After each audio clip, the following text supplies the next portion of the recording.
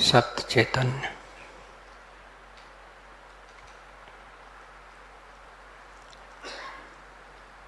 आज का शब्द है तन। तन चलता फिरता मंदिर है, भगवान इसी के अंदर है।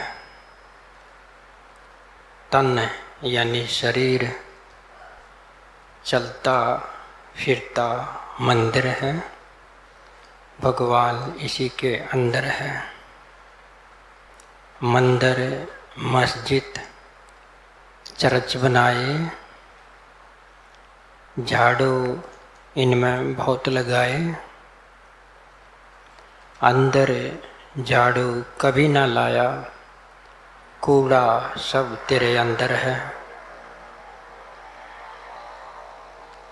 पाथर मूर्त भोग लगाए, स्नान उनको खूब कराए, मनवा अपना कदे ना धोया, मन मैला तेरे अंदर है।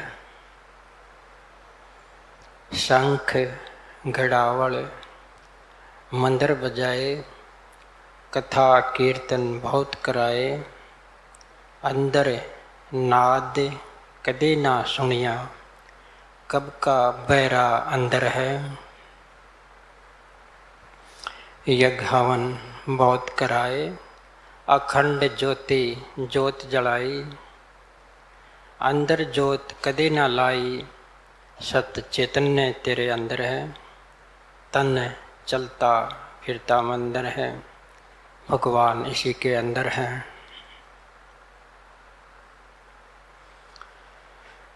तो इस बात को समझने के लिए कि ये शरीर जो है आपका, मैंने इसी को मंदिर बता दिया है। चलता फिरता जिंदा मंदिर। इस संसार में आप देखते हो कि परमात्मा का कोई मंदिर नहीं है। जिसका परमात्मा बोलते हो उसका संसार में कोई मंदिर नहीं है।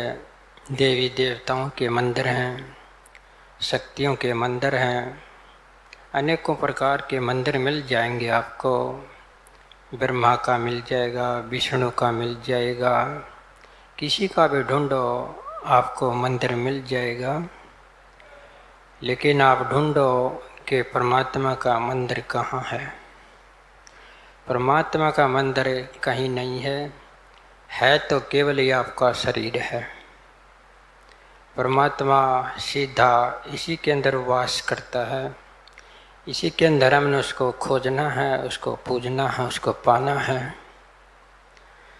तो सीधी सरल बात है कि आपका जो शरीर है ये जिंदा जिंदा है, चलता फिरता है। परमात्मा इसी के अंदर है।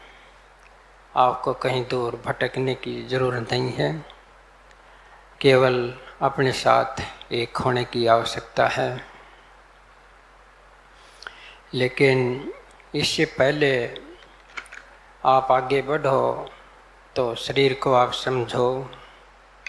इससे पहले शरीर को समझना होगा कि ये शरीर हमारा मंदिर कैसे है। जब तक आप शरीर को नहीं जानोगे ठीक से तो कैसे पता चलेगा कि ये परमात्मा का मंदिर है। तो पहले हमने इस शरीर को ही जानना होगा, इस तन को ही जानना होगा।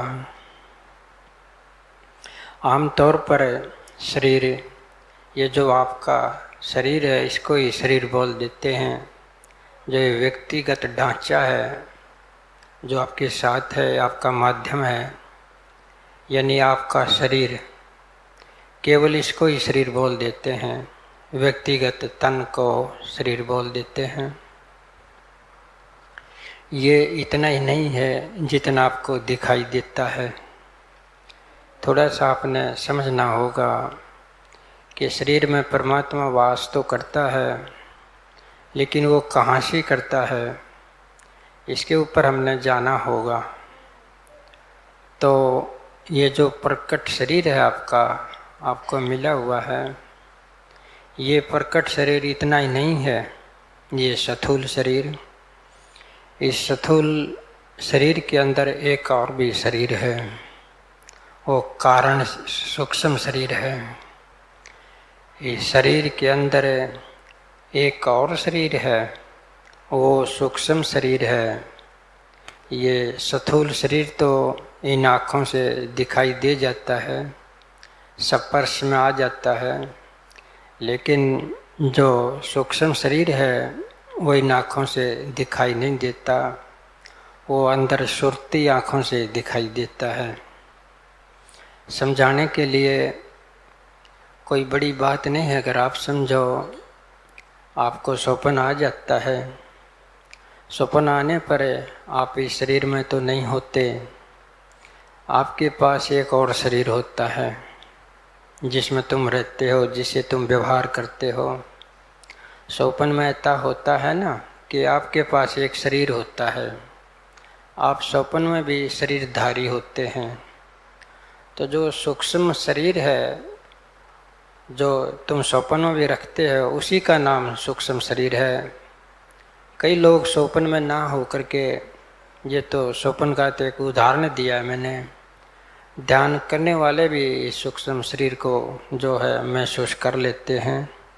वो ध्यान के जरिए से सूक्ष्म प्रकृति में चले जाते हैं, तो वहाँ इस शरीर को महसूस कर सकते हैं कि एक और शरीर भी हमारे पास है।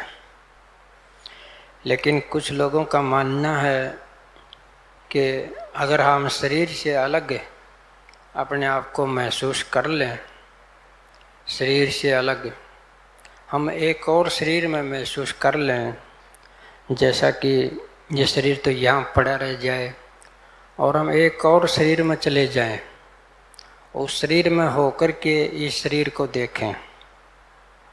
वो समझते हैं कि इससे आत्मज्ञान हो जाता है, क्योंकि पता चल जाता है कि हम शरीर से अलग हैं। हम शरीर से अलग हैं, इतना पता चलने से आत्मज्ञान नहीं होगा। ये एक भ्रम है जो फैला जाता है। ये तो इतना ही है कि इस शरीर में ना हो करके दूसरे शरीर में हो गए, इससे आत्मज्ञान नहीं होता। आत्मज्ञान तो आत्म स्वरूप प्रकट होगा तभी होगा। तो इससे परे एक और शरीर है, सूक्ष्म शरीर से परे एक और शरीर है, वो कारण शरीर है, कारण बॉडी।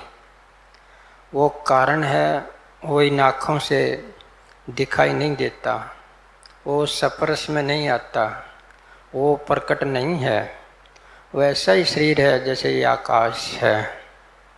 अगर आप शरीर में चले जाते हो किसी कारण से या किसी साधना से, आप अपना हाथ हिलाओगे, आपको महसूस तो होगा कि मैंने हाथ हिला दिया, लेकिन आपको हाथ नज़र नहीं आएगा, अपनी टांग नज़र नहीं आएंगी, अपना देह नज़र नहीं आएगी, लेकिन होता है। तो वो कारण शरीर है, वो न दिखाई देता है, न वो स्पर्श में आता है। कई बार स्वप्न में ही आपने एक बात और देखी होगी, कई बार हो जाता है किसी किसी के साथ। समाधि में ध्यान में तो अक्सर हो जाता है, लेकिन मोटी बात लेकर के मैं स्वप्न के जरिए से आपको समझाऊं, क्यों बात समान सी पड़ती है। तो कई बार आप स्वप्न में चले गए तो स्वप्न में भी स्वप्न आ जाता है आपको। स्वप्न आया तो स्वप्न में ही एक और स्वप्न आ गया। जैसे ये शरीर स्वप्न में बाहर रह जाता है, तो स्वप्न में जो स्वप्न आता है उसमें भी सूक्ष्म शरीर बाहर रह जाता है। तब आदमी सूक्ष्म शरीर की बजाय कारण शरीर में होता है और प्रत्यक्ष बोध होता है। जब कारण शरीर से हम सूक्ष्म शरीर में आते हैं, सूक्ष्म शरीर से फिर स्थूल शरीर में आते हैं, ये दो शरीर हम बदल लेते हैं। कारण शरीर के साथ तो हम सूक्ष्म आ जाते हैं, सूक्ष्म को लेकर हम स्थूल में आ जाते हैं।